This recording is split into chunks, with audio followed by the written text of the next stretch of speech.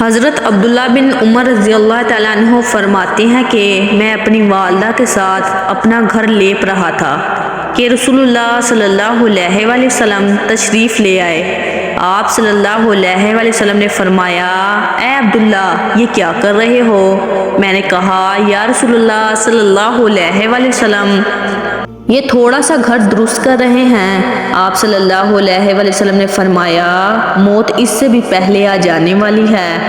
مطلب یہ ہے کہ اس کو سنوارنے میں لگے ہوئے ہو اور موت سر پر کھڑی ہے، نہ معلوم کب آ جائے، گھر سنوار بھی نہ سکے اور موت آ پہنچے۔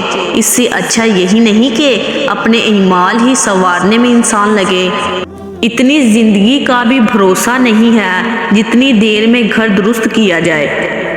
حضرت ابن عمر رضی اللہ تعالیٰ عنہ فرماتے ہیں کہ ایک شخص نے حضور صلی اللہ علیہ وآلہ وسلم سے دریافت کیا کہ یا رسول اللہ صلی اللہ علیہ وآلہ وسلم سب سے زیادہ محتاط اور سب سے زیادہ سمجھدار کون ہے؟